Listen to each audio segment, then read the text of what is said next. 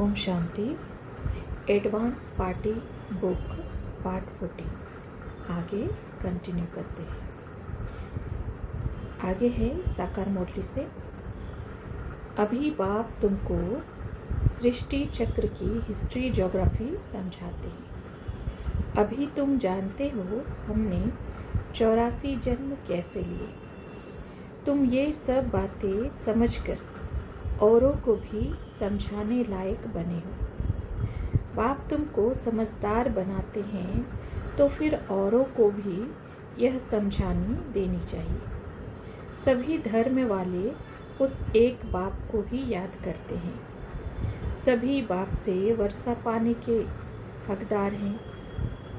बेहद के बाप का वर्षा है मुक्ति, जीवन मुक्ति। वर्ल्ड की हिस्ट्री ज्योग्राफी तुम बच्चे ही बाप द्वारा जानते हो और कोई जान न सके।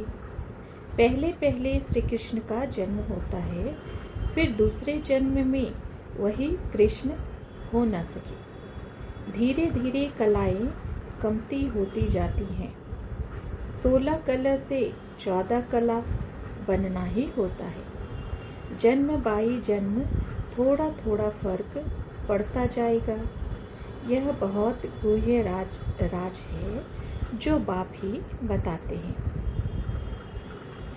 अभी इस विनाश ज्वाला में सब खत्म होंगे। तुम इस चक्र को जानते हो। तुम बच्चों को स्कूलों में जाकर यह बेहद की हिस्ट्री ज्योग्राफी समझाना है। यह है बेहद की हिस्ट्री ज्योग्राफी। इसमें तीनों लोकों और तीनों कालों का ज्ञान आ जाता है। आदि में निराकारी दुनिया में बहुत आत्माएं रहती हैं। अंत में फिर सभी आत्माएं नीचे आ जाती हैं। अब बाप बेहद की हिस्ट्री ज्योग्राफी सुनाते हैं। 84 के चक्र में वर्ल्ड की हिस्ट्री ज्योग्राफी आ जाती है। आगे अव्यक्त मुरली से है। समय आएगा जो पानी की एक बूंद भी कहीं दिखाई नहीं देगी। अनाज भी प्राकृतिक आपदाओं के कारण खाने योग्य नहीं होगा। क्या ऐसी परीक्षाओं को सहन करने की इतनी हिम्मत है? उस समय योग लगेगा या प्यास लगेगी। जैसे कि गायन है कि चारों ओर आग लगी हुई थी, लेकिन भट्टी में पड़े हुए पुंगरे ऐसे ही सेफ रहे।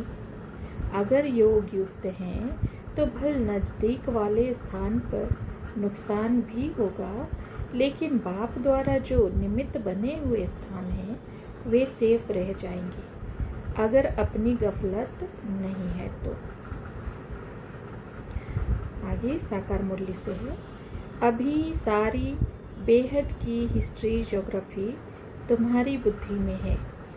तुम अपनी तकदीर को तो देखो कि हम ऐसी कॉलेज में बैठे हैं जहाँ से हम भविष्य प्रिंस प्रिंसेस बनते हैं।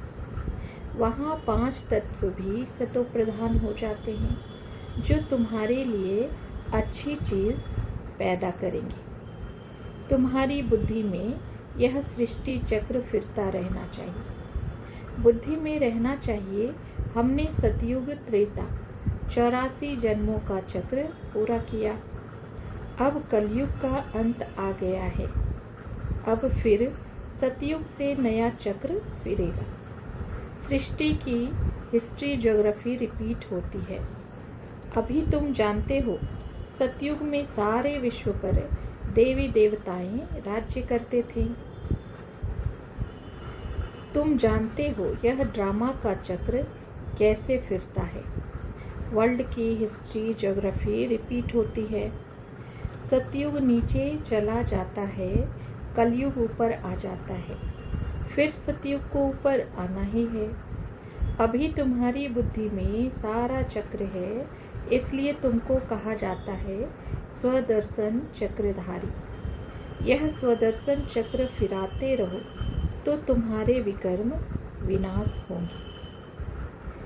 इस वर्ल्ड की हिस्ट्री ज्योग्राफी हूबहू रिपीट होती है। कितना अच्छा यह चक्र है। अभी कलयुग का अंत और सतयुग की आदि है। इस समय सभी धर्म यहाँ हैं। अभी हिस्ट्री ज्योग्राफी रिपीट होगी, यानी कलयुग के बाद सतयुग जरूर होना है। जैसे दिन के बाद रात और रात के बाद दिन जरूर आता है, ऐसा हो नहीं सकता कि रात के बाद दिन ना आए या दिन के बाद रात ना आए। बाप सब बातें समझाते हैं कि सतयुग में कितने महाराजा महारानी होंगे, उनकी कितनी गद्दियाँ चलेंगी, कैसे वृद्धि होगी। दुनिया में और किसकी बुद्धि इन बातों में नहीं चलती है। एक्टर्स को तो ड्रामा के क्रिएटर, डायरेक्टर, समय आदि का सब मालूम होना चाहिए। कहते भी हैं क्राइस्ट से 5000 वर्ष पहले भारत स्वर्ग था, जहाँ गॉड गॉडेस का राज्य था, परंतु यथार्थ रीति समझते नहीं हैं। अब है next topic, advance party, advance stage, advance जन्म और अष्टरत्न। Advance party, advance stage, advance जन्म और अष्टरत्न एवं अष्ट समानांतर राजाइयाँ वर्तमान समय देखें तो लगभग सभी आदि रत्न तो यह ब्राह्मण देह त्याग कर एडवांस पार्टी में चले गए हैं।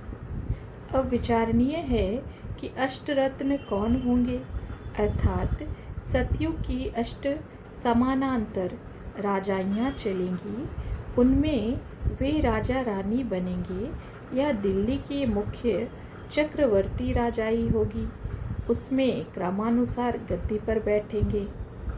दूसरी बात, जो सतयुग की पहली चक्रवर्ती राजाई के समय समानांतर राजाइयों में राजा महाराजा बनेंगे, वे 2-3 राजाइयों तक तो चक्रवर्ती राजाई में राजा रानी नहीं बन सकेंगे।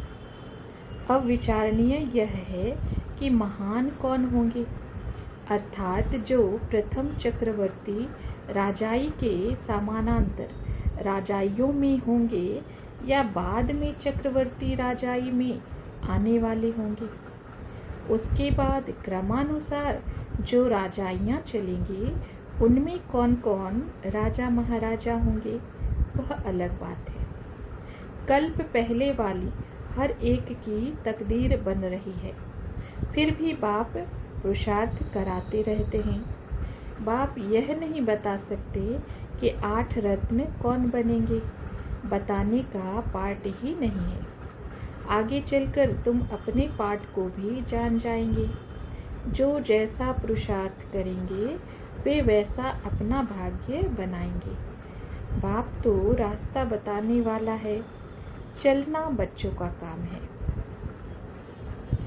अब आगे क्वेश्चन है, प्रथम चक्रवर्ती राजाई और समानांतर राजाइयों में कौन कौन राजा महाराजाएं होंगे या हो सकते हैं। मधुबन में बाबा मम्मा, दिल्ली में दीदी मनमोहिनी, पंजाब में चंद्रमणि दादी, बम्बई में पुष्प शांता दादी, ब्रिजेंद्रा दादी, पूना में जानकी दादी, उत्तर प्रदेश में आत्म इंद्रा दादी और शांतामणि दादी, बिहार में प्रकाशमणि दादी, बंगाल उड़ीसा में निर्मल शांता दादी, कर्नाटक में हृदय पुष्पा दादी। विचारणीय है कि प्रथम लक्ष्मी नारायण के समानांतर जो राजाइयाँ चलेंगी, उनमें ऊपर वालों से कौन कौन राजा महाराजा होंगे या हो सकते हैं। अष्टरत्नों में आने का आधार एडवांस स्टेज है। एडवांस स्टेज वाले ही एडवांस पार्टी में जाकर नई दुनिया की स्थापना में सहयोगी बनते हैं। फिर वे ही आकर एडवांस जन्म लेकर सतयुग के सतोप्रधान सुखों का उपभोग करते हैं।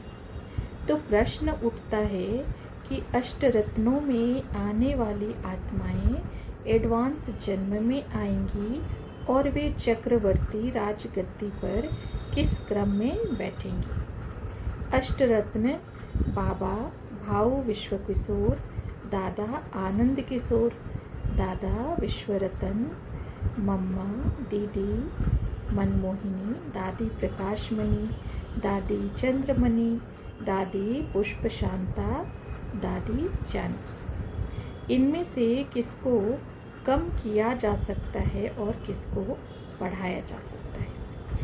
अभी यह राजधानी स्थापन हो रही है। तुम कृष्णपुरी में जाने का पुरुषार्थ करो। पुरुषार्थ पर कर सूर्यवंशी घराने में तो जाओ।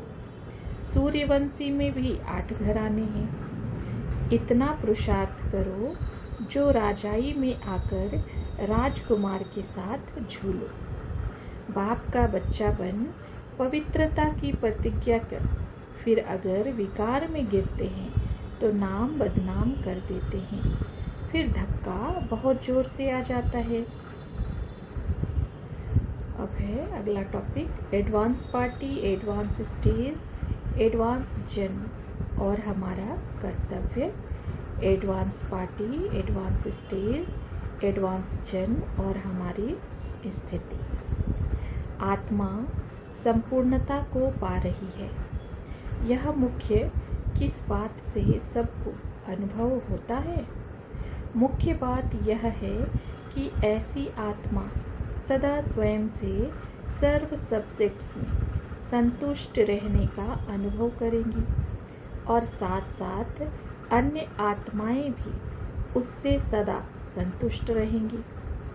तो संतुष्टता ही संपूर्णता की निशानी है।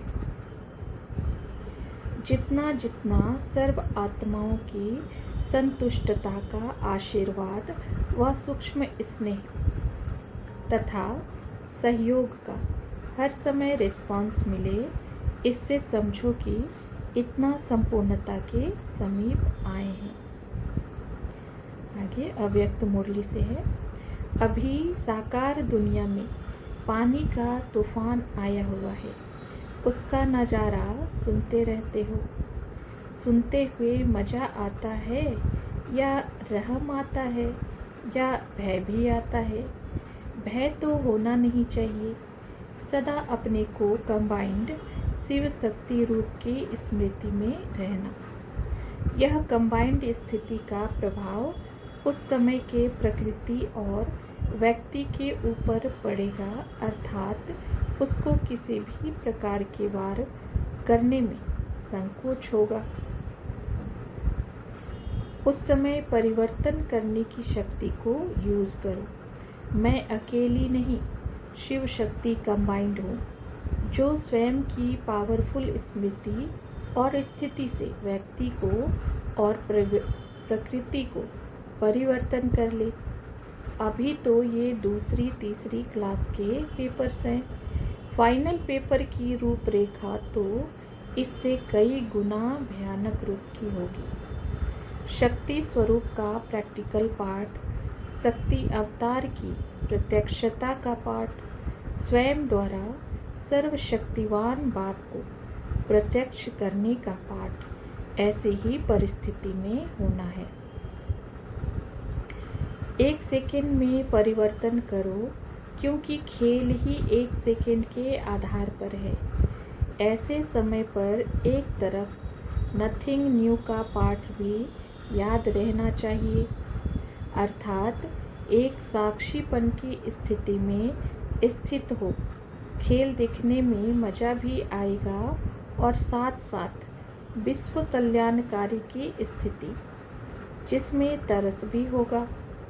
साक्षीपन और विश्व कल्याणकारी दोनों का बैलेंस चाहिए।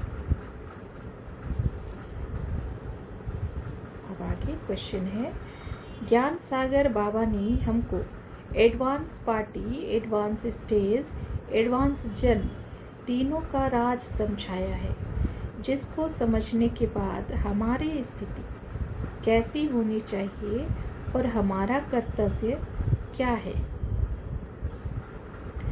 ज्ञान सागर बाबा ने हमको advance party, advance stage, advance जन्म तीनों का ज्ञान दिया है और उनका राज समझाया है।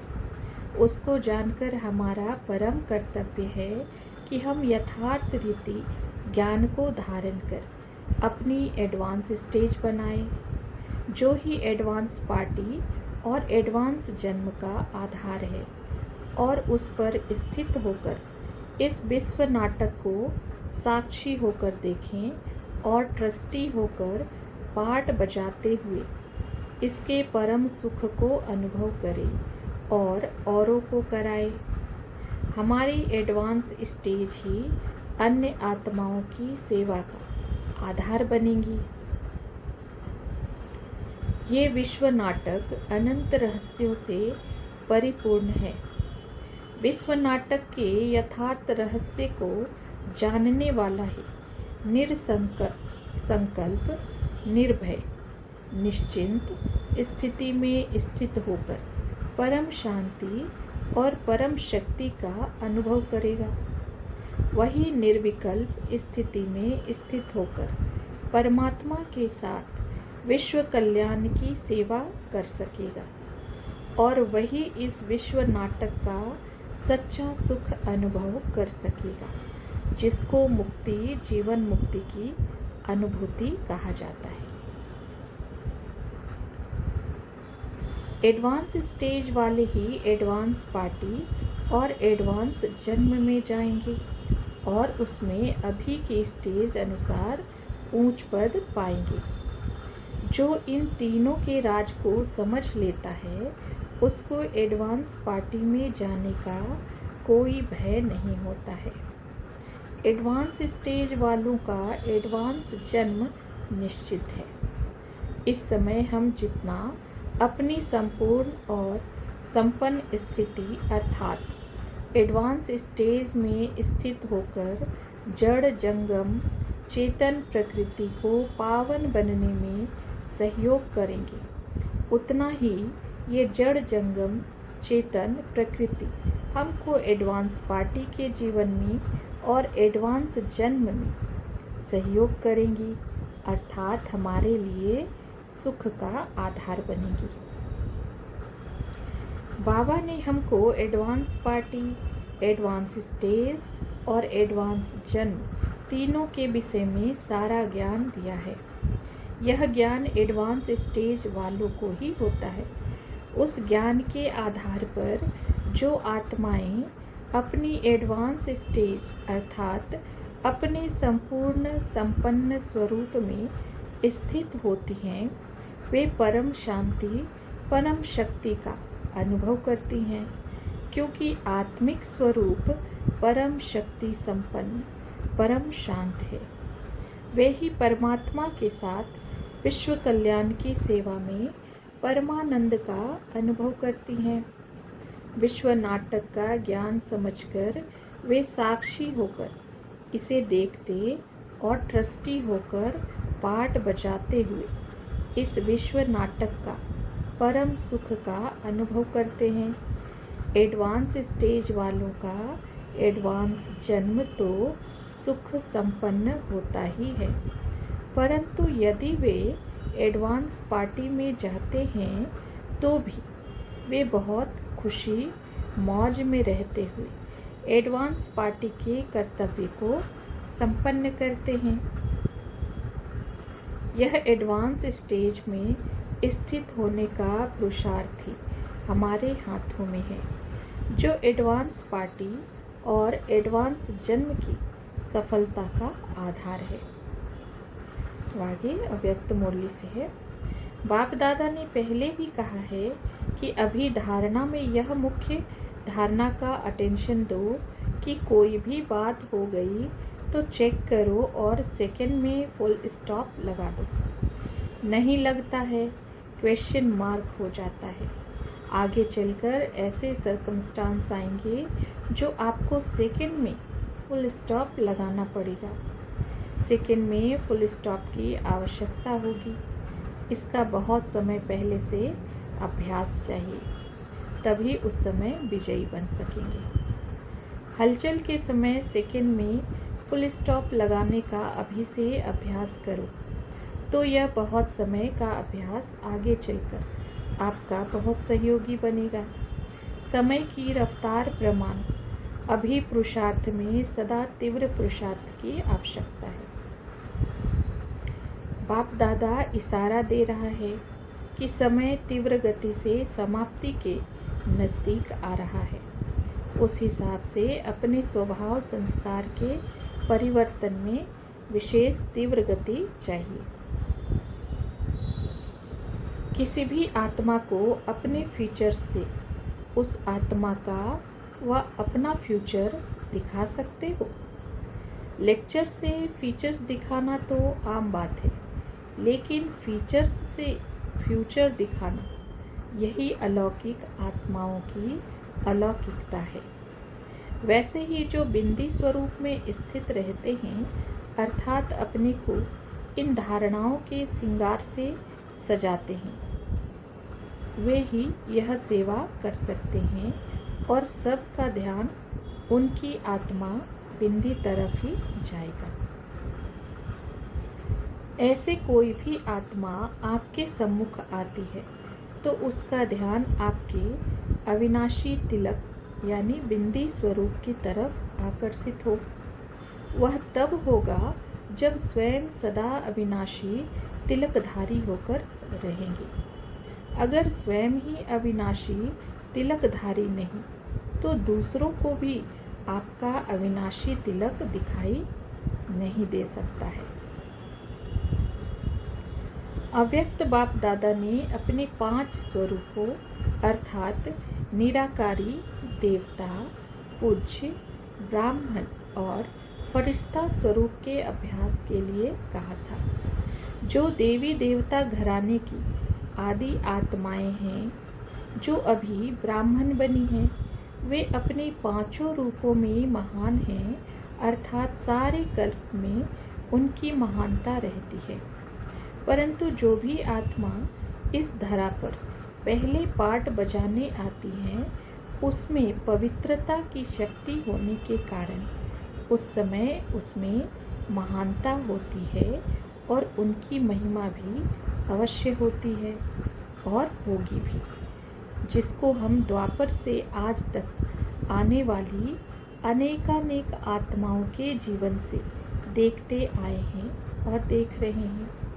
द्वापर से आने वाली आत्माओं की भी पवित्रता के आधार पर महिमा होती है, परंतु उनकी हमारे अर्थात देवताओं के समान मंदिर बनाकर पूजा नहीं होती है।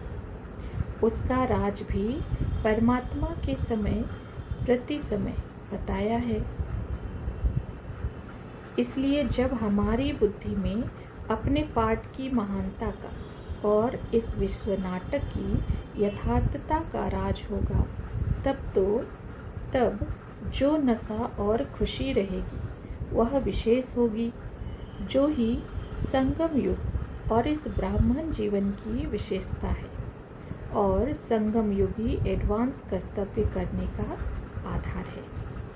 अव्यक्त बाप दादा बार बार हमको कहते हैं कि तुम्हारे चेहरे और चलन से वह नशा और खुशी झलकनी चाहिए। बाबा बोले, हर एक बच्चा अभी यही चेक करे कि 1 सेकेंड में कंट्रोलिंग पावर, रूलिंग पावर हमारे में है या नहीं। 1 सेकेंड में अशरीरी बन जाओ। अब आवश्यकता किस बात की है? अचानक बातें आएंगी जो आपको 1 सेकेंड में अशरीरी फरिश्ता व ब्राह्मण सो देवता स्वरूप धारण करना पड़ेगा। 1 सेकेंड में जो स्थिति चाहो वह बनानी पड़ेगी। परिवर्तन शक्ति अर्थात किसी को भी बीती बातों का वाइब्रेशन नहीं देना है, सिर्फ प्यार की बातों का अनुभव कराना है। अगर कोई कमज़ोर संकल्प आए तो अपनी शुभ वृत्ति, शुभ भावना, शुभ कामना द्वारा परिवर्तन कर देना। मास्टर सर्वशक्तिवान की सीट पर बैठकर दिल से कहना, मेरा बाबा, तो सभी शक्तियों का आना शुरू हो जाएगा। शक्तियाँ तो बाबा ने आप सबको वर्षे में दी हैं। समीपता की निशानी है समानता। किस बात में? सेकंड में आवाज़ में आना और आवाज़ से परे हो जाना, साकार स्वरूप में कर्मयोगी बनना और साकार स्मृति से परे न्यारे निराकारी स्थिति में स्थित होना, सुनना और स्वरूप होना, मनन करना और मगन रहना, रूहान में आना और रूहानियत में स्थित हो जाना, सोचना और करना, कर्मेंद्रियों का आधार लेना और उनसे परे होना, प्रकृति द्वारा प्राप्त साधनों को स्वयं प्रति कार्य में लगाना और समय प्रमाण साधनों से निराधार होना। इन सभी बातों में समानता को कहा जाता कर्मातीत अवस्था की समीपता। फाइनल पेपर में चारों ओर की हलचल होगी, वायुमंडल की, व्यक्तियों की, सर्व संबंधों की और आवश्यक साधनों के अप्राप्ति की हलचल। ऐसे चारों तरफ की हलचल के बीच अचल रहना, यही फाइनल पेपर होना है। परिस्थिति के आधार पर स्थिति व किसी भी प्रकार के साधनों के आधार पर सफलता होगी तो ऐसा पुरुषार्थ फाइनल पेपर में फेल कर देगा। इसलिए बाप समान बनने का पुरुषार्थ तीव्र गति से करो। अच्छा, ओम शांति।